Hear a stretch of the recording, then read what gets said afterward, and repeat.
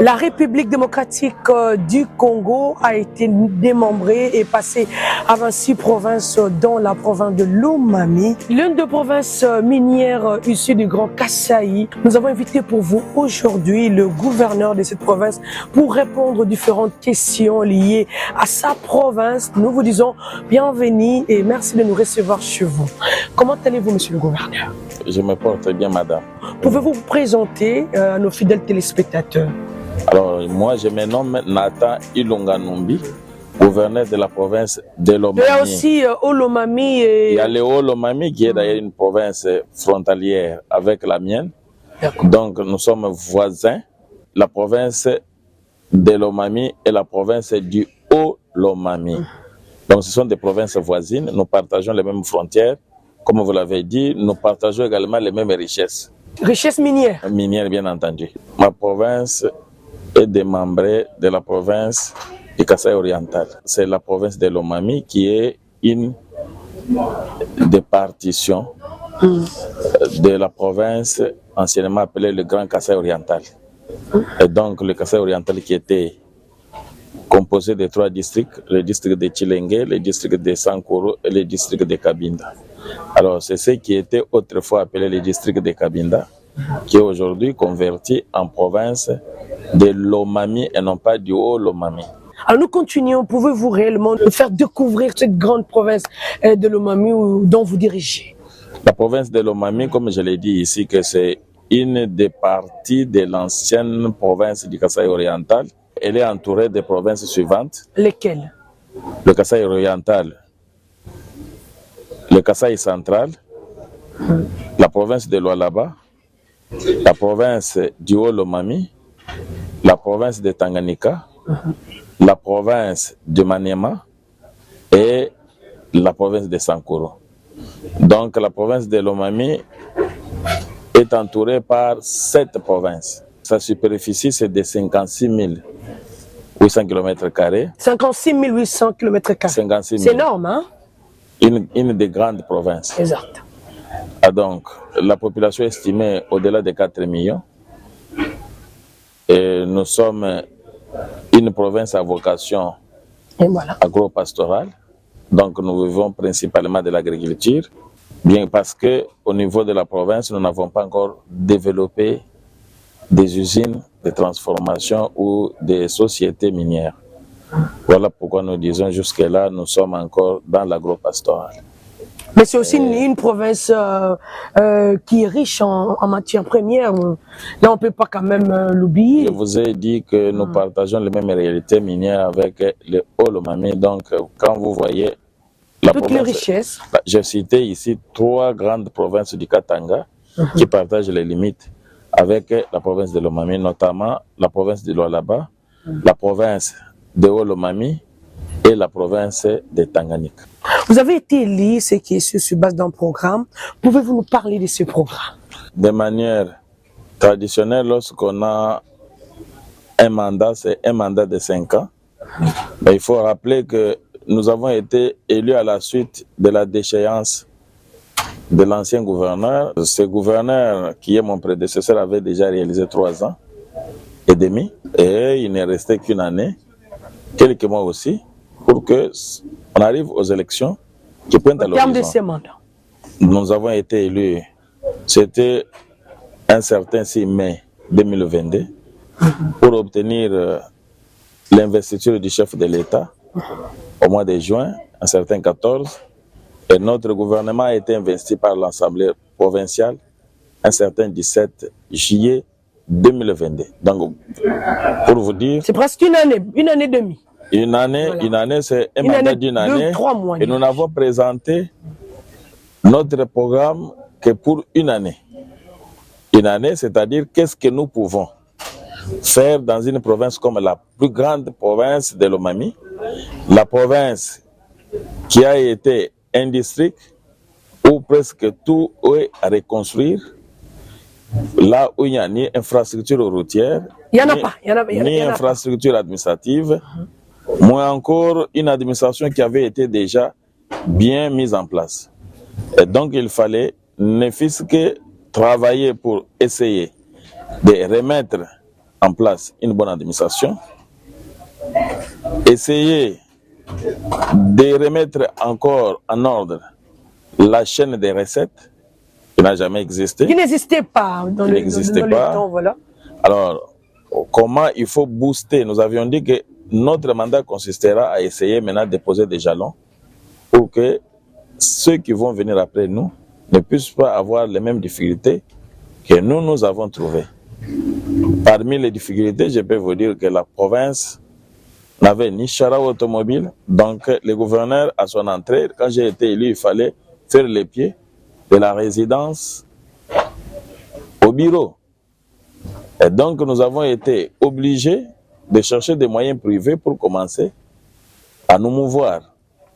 C'est la première difficulté. Donc, au niveau même de l'administration, je vous l'ai dit, il n'y avait pas de bureaux, des locaux convenables, adéquats pour pouvoir abriter tous les services. L'équipement mobilier pour tous les services, notamment les services du gouvernorat, ça n'existait pas.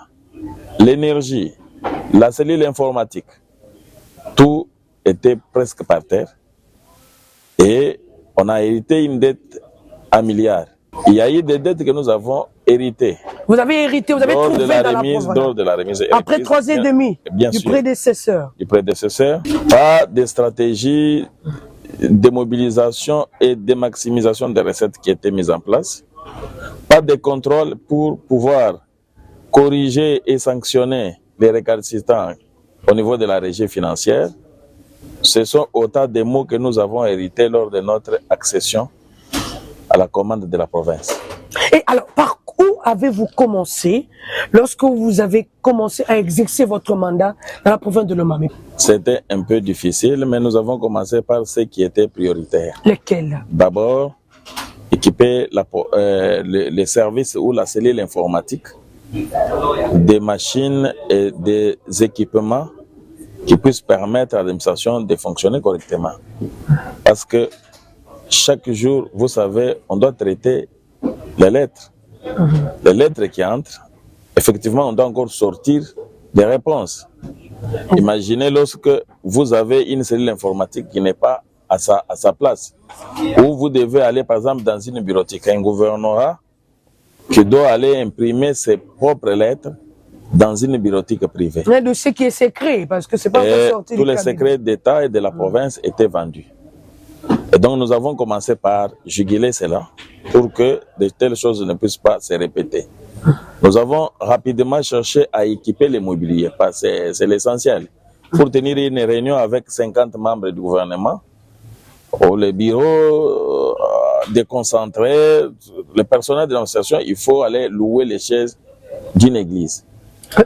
C'était ça ce que nous avons hérité et nous nous sommes mis rapidement au travail pour effacer cette honte-là, de voir un gouverneur qui va aller emprunter les chaises à une église. Nous nous sommes mis debout pour équiper tous les bureaux des conseillers, des mobiliers, pour qu'ils travaillent dans des conditions qui sont en tout cas normales et adéquates. Nous avons construit un local rapidement pour permettre, parce qu'ils vivaient dans une promiscuité, 3 conseillers dans un petit local de 2,50 m ou 3,50 m carrés. Il fallait rapidement réhabiliter un bâtiment et équiper et construire un autre pour permettre et aux membres du cabinet du gouverneur et à certains services provinciaux de bien travailler et sans cette promiscuité à laquelle j'ai fait allusion incessamment.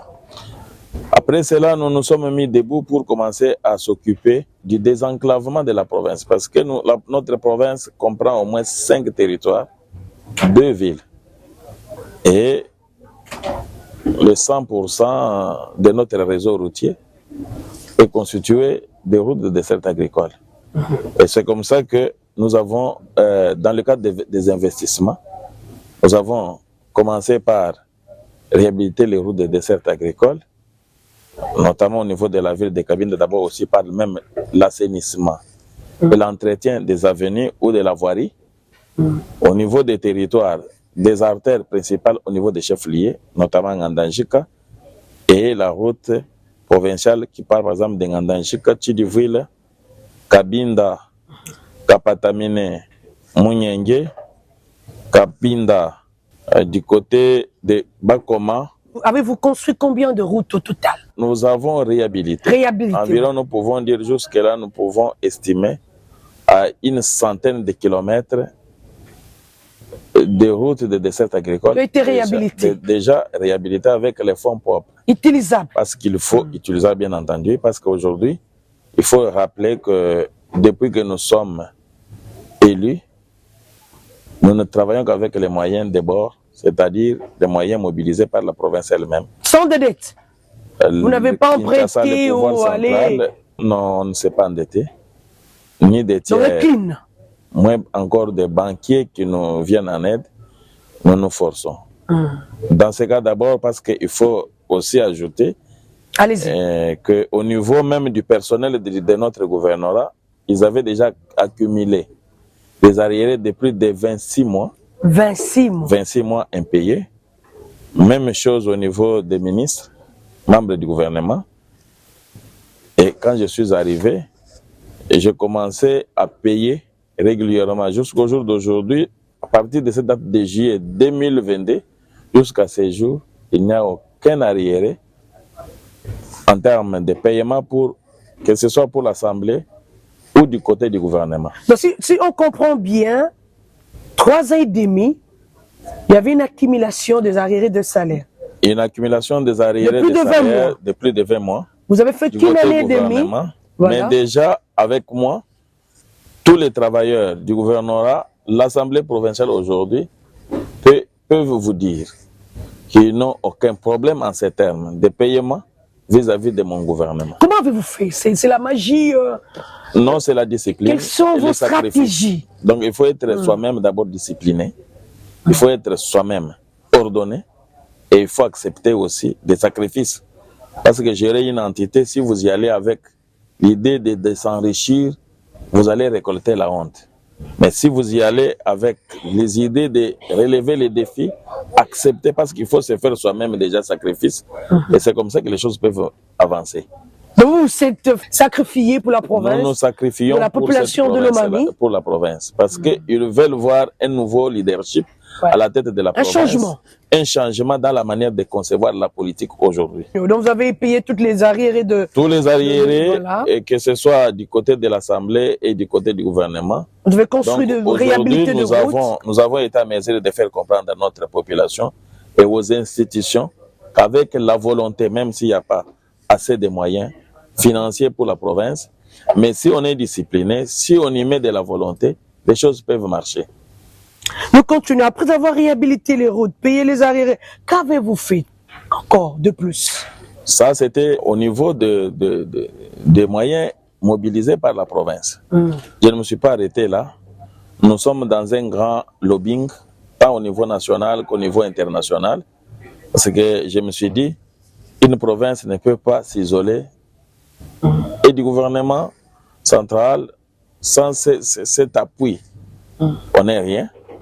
Et même si on peut aussi compter sur les efforts du gouvernement central, ce n'est pas dans 2 ans ou dans une année qu'on peut changer tout ce qu'il y a comme problème au niveau de la province. Et donc, il faut recourir au partenariat. J'ai effectué déjà 2 grands voyages, l'un qui m'a conduit en Éthiopie, l'autre en Turquie. Le premier voyage, j'ai arraché... Quel partenariat partenariat avec public-privé, bien entendu, parce qu'il s'agit de la province avec des structures privées. En Éthiopie, nous avons eu à contracter avec la structure Fondation José Humanitaire. Cette structure travaille comme ça s'appelle bien, humanitaire. Elle a ses partenaires financiers et ils nous ont proposé des projets que nous devons implémenter au niveau de la province de Lomami, notamment dans le domaine de l'énergie, dans le domaine des infrastructures routières, dans le domaine du transport aérien, dans le domaine de l'eau. En retour, qu'est-ce qu'il aura? Parce que c'est lorsqu'ils nous viennent en aide, ils ont toujours besoin d'une main en retour, c'est ça les échanges? Avec eux, c'est une forme de biotique, c'est-à-dire ils viennent construire, aider, exploiter. Exploiter quoi? Nos minéraux? Pas les minéraux. je parle des ouvrages qu'ils vont ériger, construire. Quand on construit un aéroport, c'est un investissement. Et de cet investissement, ils vont commencer maintenant à exploiter l'aéroport. Les avions qui vont commencer à atterrir, tout ce qui va se faire là-bas, ils vont commencer, en premier lieu, commencer d'abord à gérer l'ouvrage. C'est que les recettes qui vont être générées à partir de tous ces ouvrages-là, nous allons voir dans quelle mesure il faudra répartir ces pourcentages. Pendant combien de temps ils doivent réceptionner, voilà. D'après les termes de notre convention, c'est jusqu'à ce qu'ils vont recouvrer non seulement les fonds d'investissement, mais aussi les intérêts. Donc vous n'avez pas encore estimé la durée de ces retours d'investissement? Après toutes les études de faisabilité, parce que d'ici là, je vous annonce déjà qu'il y a une descente d'une équipe technique de la société même qui a soumissionné, qui a gagné ce marché. Bien entendu. Ils vont descendre pour déjà commencer les études de faisabilité de deux aéroports. L'aéroport de Cabinda, au chef-lieu de la province, et l'aéroport de Mweneditu. Ils vont non seulement s'arrêter là, ils vont construire deux barrages. Encore? Les deux barrages, nous sommes dans les transports aériens, nous sommes dans l'énergie hydroélectrique avec la construction de deux barrages, l'un à Chilomba, l'autre à Dimba. Et nous sommes aussi dans l'énergie éolienne avec la construction des ouvrages d'électricité éolienne. Donc c'est là, au niveau du territoire de Ngandangika, qu'on va amener ça. Nous sommes aussi dans la construction des routes. Ils prendront la route qui part de Cabinda en passant par Ngandangika, Mweneditu, jusqu'à nous connecter à la province de Lualaba. Le même partenaire? Le même partenaire. Ça, ils vont nous aider dans l'agro-pastoral, l'agriculture. Donc, on va développer des chaînes de valeur. Il y aura des intrants qu'on va pouvoir acheminer jusqu'au niveau de la province, essayer de moderniser l'agriculture et accroître la capacité de production de la province. Nous serons aussi dans ce domaine avec eux. Et l'adduction en eau potable. Ils vont aider à construire quelques universités et des centres de formation de jeunes. Avec la deuxième entreprise. Le deuxième partenaire. Oui, nous avons avec Pyrotechnologie. Pyrotechnologie, il s'agit d'une ferme, je l'ai dit, turque, qui œuvre dans le domaine des constructions également. Pour eux, ils ont sollicité que nous puissions faire ces partenariats, qu'on leur donne des routes qui doivent être construites, par exemple des routes provinciales, on doit les asphalter et ils doivent commencer à exploiter ces mêmes routes. Comme je l'ai dit, si on a asphalté, ils vont ériger maintenant des péages. Ces péages vont nous permettre maintenant de recouvrer ce qui a été investi dans la construction de ces routes-là. Nous sommes avec eux, ils voudraient aussi aller dans les études, par exemple dans la prospection, savoir qu'est-ce que la province regorge exactement comme mine, voilà. Quelle est la quantité et quelle est la teneur. Parce que jusque-là, nous avons des études qui ont été menées de manière un peu lapidaire. On dit, vous avez tel minerai, tel minerai, tel minerai est certifié. Mais maintenant, quant à savoir, on peut exploiter ces minéraux pendant combien de temps? C'est-à-dire, quelle est la quantité réelle de ces minéraux au niveau de la province de Lomami et son degré même de rentabilité. S'il faut exploiter, est-ce l'exploitant peut être perdant ou il doit être, ça doit être gagné. Voilà. Donc c'est dans ce sens-là que nous sommes en train de travailler avec lui. Ils vont également avec le deuxième partenaire. Le deuxième partenaire. Ils sont On peut connaître son nom ou son entreprise? J'ai parlé de Pyrotechnologie. Voilà, Pyrotechnologie. Pyrotechnologie. Donc, nous allons toujours aussi... au Kenya ou en Turquie? En Turquie. Okay. Ils vont également nous aider dans le domaine des textiles. Et si nous avons déjà ces matières premières, qui sont les cotons, hein, et ils peuvent maintenant commencer à acheter ça pour, en tout cas, approvisionner leurs propres industries ou leurs propres usines. Voilà un peu sur le plan international ce que j'ai fait comme travail.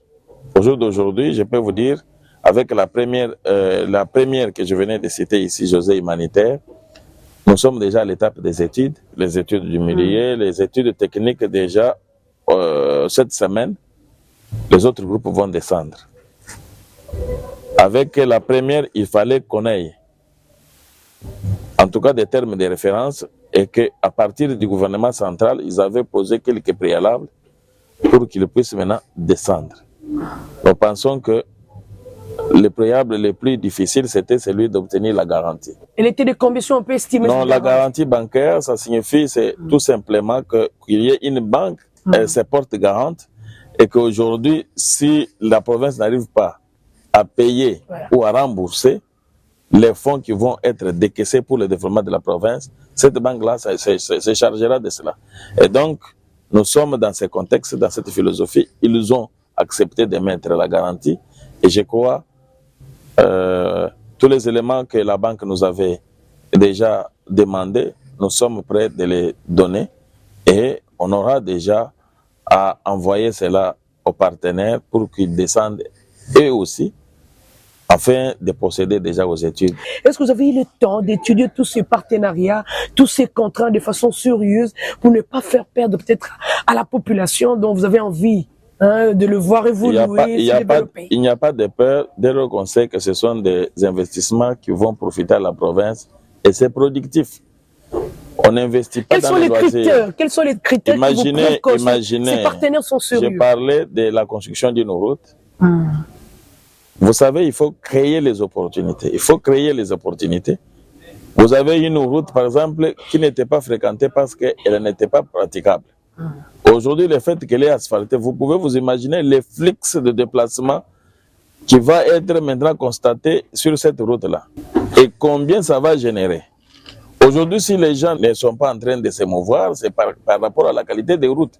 Maintenant, lorsque vous allez améliorer les infrastructures routières, vous verrez que le flux de déplacement va augmenter sensiblement et tout cela c'est de l'argent. Imaginez qu'on puisse mettre 50 000 francs par camion et que ce soit la route qui est fréquentée, non seulement par la province de Lomami, mais la province de Kasaï oriental.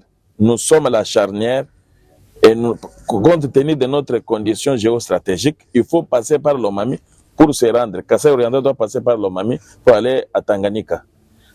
Tanganyika doit passer par Lomami pour aller au Kasaï oriental et même aller à Kinshasa. Vous comprenez que cette position fait que si on investit au centre, nous sommes déjà un atout et les fonds ne vont pas être perdus et ça va être remboursable dans un bref délai. Qu'est-ce qui reste? Parce que là, je vois votre programme. Ça, c'était au niveau international. Je ne vous ai pas dit qu'avec le pouvoir central, j'ai amorcé par exemple la lutte anti-érosive. Parce que la ville de Cabinda et celle de Monégui, tous sont exposés de manière permanente au danger des ravins. Avant nous, tout ce qu'on envoyait par exemple au niveau de la province était ce qu'on appelle léger retour, rentrer à Kinshasa.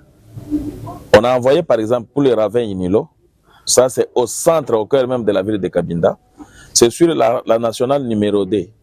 La nationale numéro 2, c'est cette route qui part de Kinshasa en passant par Mbujimaï, Cabinda, Lubao, Kasongo, Bukavu, jusqu'à l'est, cette route-là. Vous imaginez, il n'y a qu'à cet endroit-là où les véhicules doivent passer. Il n'y a que là où il y a la possibilité d'avoir une route, mais il y a un ravin qui s'est créé là et qui a englouti toute la route. Et donc, plus de 2 fois, on a envoyé des fonds à Cabinda avant moi. On a posé la première pierre, l'argent a disparu. On a envoyé, financé avant moi, on a financé pour la deuxième fois la même route. L'argent a disparu. Deuxième pose de la première pierre. Et c'est avec la troisième pierre que le ravin a été construit. Aujourd'hui, le prédécesseur a bouffé 2 fois. Si on doit, on a bouffé l'argent 2 fois. Qui a bouffé? Et aujourd'hui, avec mon lobbying, je n'affirme pas, mais je peux vous dire déjà qu'il y a eu une mauvaise gestion avant moi. Et aujourd'hui, nous sommes très, très vigilants par rapport à ce que... Avec Kinshasa, la troisième pierre. Kinshasa, la troisième pierre. Donc, avec ce qu'on envoie aujourd'hui, Nathan est très vigilant, il est attentif, et il fait le suivi pour que tout ce qui a été envoyé à la province puisse profiter aux Lomamiens. Parce que moi-même, je suis le produit de ce peuple qui est martyrisé aujourd'hui. Et donc, je ne peux pas accepter qu'un fonds qui a été orienté vers la province de Lomami puisse être détourné. Des mécanismes sont nombreux qui avaient été mis en place pour que rien ne puisse se faire avant nous. Et donc, aujourd'hui, nous avons été à mesure de juguler cette crise-là. Ça, c'est au niveau, avec l'Office des routes, j'ai réussi à faire aligner plus de 300 km aujourd'hui qui sont en chantier avec l'Office des routes et Foner a financé. Là, c'est le financement du gouvernement central. Du gouvernement central. Je parle aujourd'hui de ce que je suis en train de vous citer. Maintenant, ça, c'est le gouvernement central qui a envoyé, qui a accompagné la province au travers des Foner avec un linéaire de 300 km réparti selon les différents tronçons. La première tranche avait été déjà payée. Nous nous battons maintenant pour le paiement de la deuxième tranche pour que les tronçons concernés puissent être transformés, réhabilités et favoriser l'accès et la mobilité des personnes et de leurs biens. Ça, c'est au niveau du gouvernement central. Gouvernement central. Nous sommes dans le domaine des ravins. J'ai parlé avec l'OVD aussi, parce que j'ai construit, depuis que je suis là, aussi notre gigantesque ravin, qu'on appelle les ravins Yakasongo, à Kabinda. Nous sommes à Monedito avec 3 ravins qu'on est en train. Il y a Kamouche, il y a Saint-Martin et Capomo. Donc vous comprenez, tout cela sont des choses qui ont marché pendant que nous sommes là. Parce qu'avant, une année et demie. On ne dit pas dans une année, toutes ces réalisations, je peux vous dire, c'est avec notre leadership. Voilà un peu ce qui a été fait. Qu'est-ce qui reste à faire pour faire jouir encore à cette population que il y a beaucoup de choses à faire. Vous jetez de l'oche. Nous avons signé des conventions avec les partenaires. Il faut tout faire pour que ça soit exécuté. Signer les conventions, c'est une chose, mais il faut les exécuter. Voilà. Leur mise en œuvre. Leur mise en œuvre, bien entendu. Donc, à part ça, c'est une province à reconstruire. Doter à la province des infrastructures administratives adéquates pour donner une belle image aux chefs-lieux, comme tous les autres chefs-lieux aujourd'hui, avec des bâtiments, des bâtisses aux standards internationaux.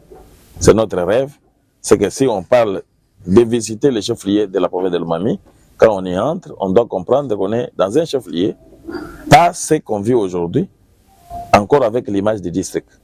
Donc, c'est ma détermination, c'est notre rêve de faire de ces chefs-lieux un chef-lieu comparable aux grands chefs-lieux aussi du monde, aux standards internationaux.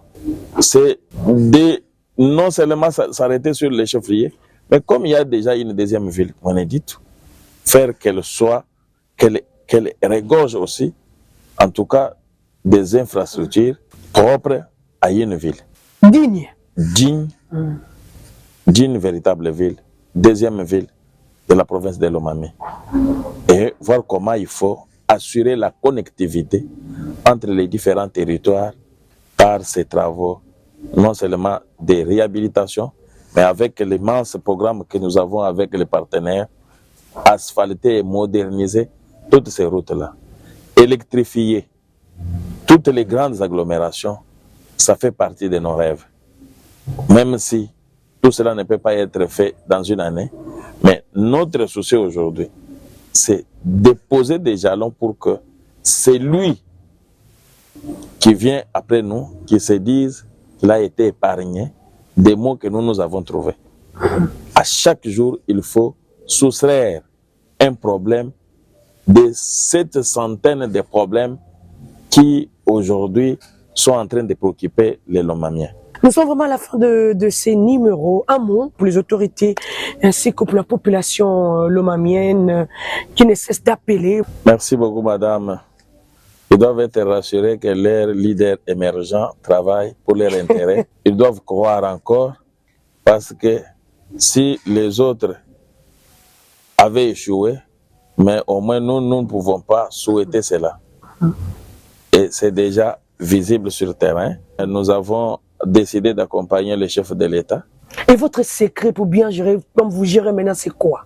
En quelques lignes, rapidement. Le secret, je vous ai dit, c'est la personnalité que la personne s'est définie. Donc, si vous voulez être délinquant dans la vie, vous le deviendrez.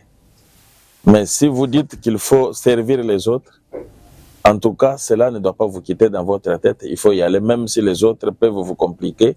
Même si, sur 10 personnes aujourd'hui, il n'y a que 2 ou 1 personne qui ne s'intéresse pas à l'enrichissement illicite, mais nombreux aujourd'hui en font déjà leur propre business. Et donc, si vous vous dites, je peux faire cette exception, vous pouvez le faire. Et c'est comme ça que nous avons dit, on le fait. Parce que, si je vous ai dit, j'ai résolu les problèmes d'arriérés, c'est par la discipline. Si moi je pouvais me comporter, d'ailleurs je suis jeune, mais ceux qui ont géré là, si vous les voyez, ils étaient plus âgés que moi. Et à voir mon âge, on pouvait dire non, voilà, il est cupide, il ne pourra pas faire ça. Mais aujourd'hui, nous avons convaincu aujourd'hui tout le monde que c'est un problème de gestion, c'est un problème de volonté, c'est un problème de discipline. On peut réaliser. Parce qu'on disait toujours que pour payer ces personnels, il fallait s'endetter. Pour payer l'Assemblée, il fallait aller s'endetter. Mais moi, j'ai fait déjà 1 année à la tête de cette province. Je ne sais pas recourir à la banque pour solliciter même des découvertes. Mais ça marche. Comment expliquer cela? Donc, le secret, c'est cette personnalité que vous vous définissez vous-même pour forger. Si vous dites que je voudrais devenir tel un leader, il ne faut pas regarder sur le matériel. C'est cela le secret. La République démocratique du Congo a été démembrée et passée en 26 provinces, dont la province de Lomami, l'une des provinces minières issues du Grand Kasaï. Nous avons invité aujourd'hui monsieur le gouverneur de cette province pour répondre aux différentes préoccupations de sa population, de sa province. Nous vous disons bienvenue à vous qui nous suivez de partout sur la chaîne nationale congolaise et salut à vous.